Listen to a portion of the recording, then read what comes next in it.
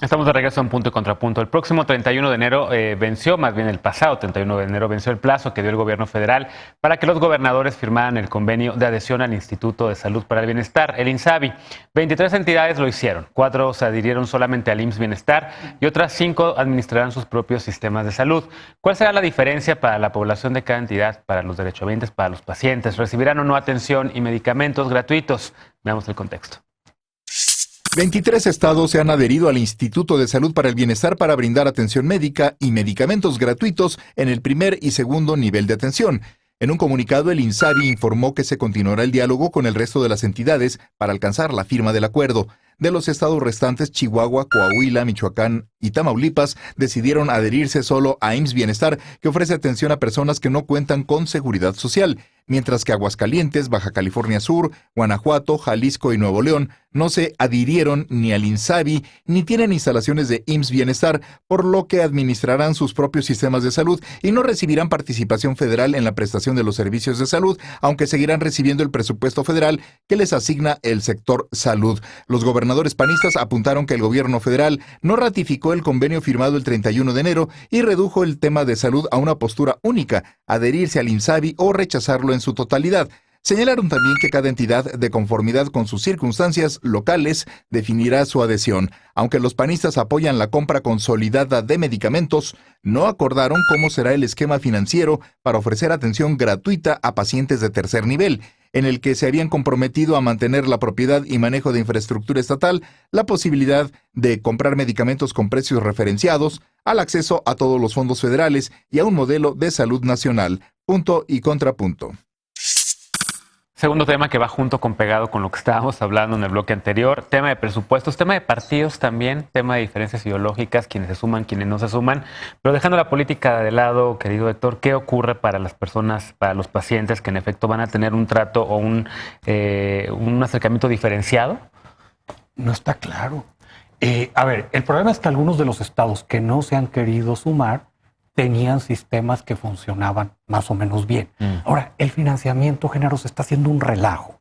A ver, en teoría, y era lo que platicábamos ahorita, el ramo 33, lo que está por aportaciones, no te lo podrían tocar. Pero hay una interpretación de la ley que sí lo deja como rehén bajo ciertas condiciones, a pesar de que esto es de una ley de coordinación fiscal y no de salud.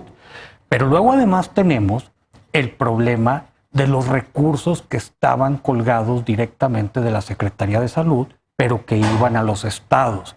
En el nuevo esquema tampoco está claro cómo se dividiría si tú en un momento dado no firmas INSABI. Te vas a tercer nivel, como ahorita se mencionaba en el corte, el asunto se pone más dramático, porque hay cierta interpretación de la ley que dice, independientemente de que yo te financie cualquier cosa, tú tienes que proveer el servicio. Y aquí yo quisiera 2 puntos más. Uno, en teoría, si ya con los gobiernos subnacionales tenemos un relajo, el INSABI de repente parecería Cámara de Compensación, que también toca IMSS, ISSSTE y la integración de sistemas. No tenemos la menor idea qué va a suceder ahí. Pero lo que sí te puedo garantizar, Genaro, es que nos vamos a topar con un problema de financiamiento. El dinero que viene en el presupuesto no alcanza para lo que se prometió. Te lo garantizo. Diputada. Fíjate que te platico a grandes rasgos qué fue con las negociaciones con los gobernadores, por lo cual hay tanta diferencia entre un estado y otro en donde sí firman o no firman. El presidente de la República mandó tanto al secretario de Salud como a otras personas a una mesa de diálogo, en donde en esa mesa de diálogo se habían puesto de acuerdo para hacer un traje a la medida para los diferentes estados por la diversidad que tiene cada uno de ellos. El problema es que cuando llegan ya con los acuerdos con el presidente de la República, dicen, pues muy bien, es que quien estuvo en la mesa son muy técnicos y son muy buenas personas, pero este no es un tema técnico, es un tema político. Entonces, ¿desde cuándo acá la salud de los mexicanos es solamente un tema político? Entonces es muy preocupante. Te voy a platicar en dónde se atoró. Hay un fondo de gastos catastróficos que son 80 mil millones de pesos y ese dinero desapareció. No sabemos dónde está. Entonces, una de las peticiones que tenían los gobernadores es que estos 80 mil millones de pesos que se pagaron y que fueron aportaciones de todos los estados, que se repartiera de manera equitativa en el resto de los estados para diferentes, en infraestructura, en material, lo que tú quieras. Pero si es un dinero de los estados que estaba para un fin que ya no se iba a usar, que se devolviera. Ese fue una de las cosas que se atoró. Por otro lado, el entregar la infraestructura se entrega en comodato. Claro, te doy el inmueble y al final del día el predial, todo lo sigo pagando yo, entonces la pertenencia la sigo manteniendo yo. Pero todo lo que hay en el hospital, aparatos, como para el tema para tomografías, escritorios, todo lo que existe en el hospital que compró, en este caso cada uno de los estados, pasa a propiedad de gobierno federal. Entonces, gobierno federal, después de que tú tienes un hospital súper montado, tiene la facultad de llevarse todos tus aparatos, llevárselos a Chihuahua. Y te portaste mal, entonces ahora me llevo todos los aparatos y te dejo sin nada. No hay ninguna garantía al respecto. Entonces eso hace que dificulte que tú como gobernador, que eres el respondiente verdadero y primordial a la ciudadanía, pues puedas dar esa respuesta. Y por otro lado, pues el tema de la compra inmediata de medicamentos, que yo te puedo decir que yo puedo hablar con toda la calidad moral porque nunca he ejercido presupuesto ni lo voy a hacer. Entonces realmente no es que yo tenga un tema de algún interés en lo particular, pero sí veo la compra consolidada de medicamentos como negativa porque no tiene la forma de dar una respuesta inmediata, lo cual lo complica por muchos aspectos. Pon topes a cuánto deben de costar los medicamentos, pero que puedan llegar en el momento con la distribución correspondiente. Andrea, ¿qué le contestamos? El primero de la compra consolidada. La compra consolidada no resuelve todo, pero es una recomendación de la Organización Mundial de la Salud. No consolidar las compras implica permitir, o sea, que no te puedas defender como Estado frente a la voracidad de la industria farmacéutica. O sea, evidentemente hay que hacer compras consolidadas. Yo quisiera entrar en una discusión un poquito más seria, o sea, que noticias así, los 80,000 millones de pesos es el fideicomiso de fondo de gastos catastróficos. No había dinero de los estados ahí. ¿Sí? Eran los gastos catastróficos y lo ponía la federación. La federación pagaba completos los gastos catastróficos. Pero capitado. Exacto. Ese fondo era federal. Y esas enfermedades se siguen cubriendo. Ahí está cáncer de mama, ahí está. ¿Y dónde estaba antes? Porque pero no está claro, no hay lineamientos que digan que sí se cubren. Lo que yo quiero decir es que ese fideicomiso, ese dinero, servicios subrogados, o sea, es decir, ese dinero en muchas ocasiones anunciaron que se atendían enfermedades y no era cierto que se atendían. Y ese fideicomiso tiene 12 años. O sea, y ese es cómo se va a usar ahora. Ahora estamos discutiendo cómo se va a usar.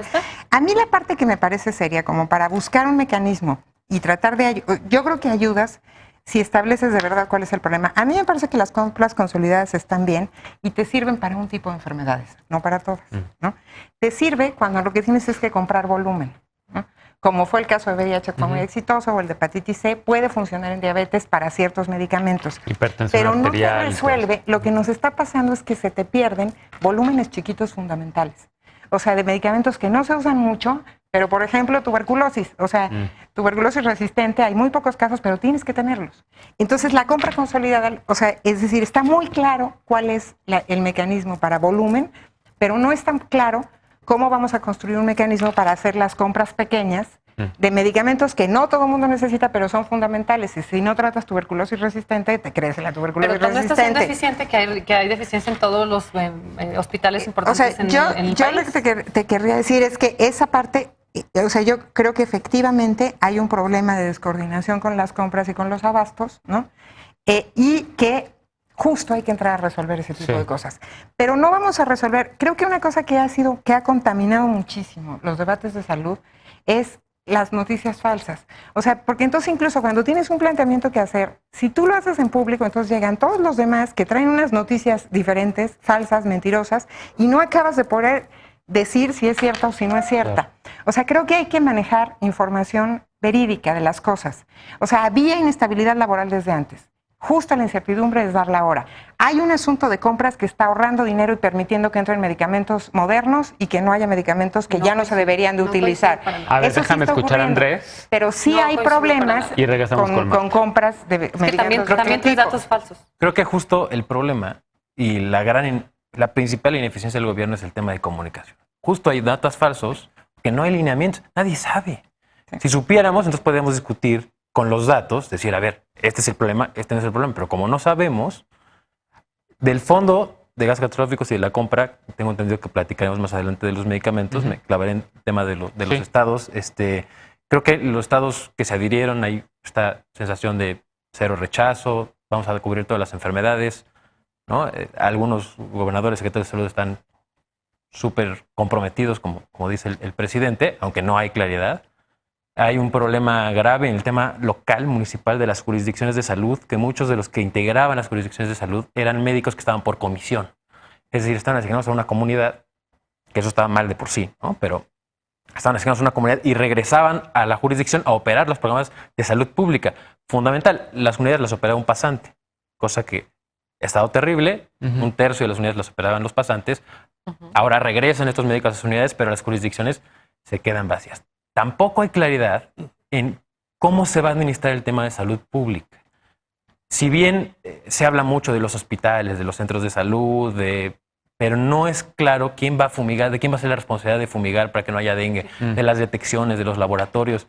Así es de responsabilidad de los gobiernos estatales, de los municipales o del federal. Esa parte está súper en el aire, no se discute porque, digamos, no duele de manera directa al usuario, pero creo que es fundamental que se ponga sobre la mesa, se discuta de quién va a ser responsable de hacer las detecciones, ¿no? Que hay algunas cosas que sí se contemplan, otras no. Muchas cosas salían del FASA, ¿no? Del anexo 4. Había un convenio en el que se compraban las vacunas, se compraban los anticonceptivos, los pesticidas, medicamentos para VIH, que eran como insumos estratégicos para la salud pública, que ahora no hay mucha claridad de quién es el responsable, quién se va a encargar, y eso, por supuesto, que da mucha incertidumbre. Ayudaría a que no hubiera noticias falsas, de tener bien claritos los lineamientos, así se va a hacer, y entonces poder discutir con datos en la mano. Es lo preocupante con el tema de improvisar, ¿sabes? Yo creo que algo antes de salir a operar debería de estar pulido y perfeccionado para que no tengas que salir a improvisar con la salud de los mexicanos. Yo creo que sin duda, si en ningún lugar y en ningún área se puede improvisar, mucho menos en la salud.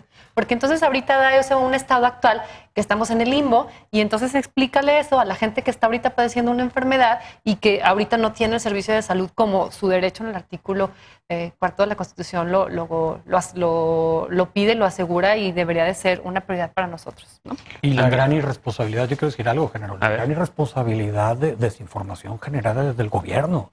Recuerda el comunicado del 2 de enero. Entonces, alguien que llegue, gobernación me está diciendo esto, que ahora todos los servicios son universales, que yo me presento en cualquier clínica y me van a hacer lo que quiera.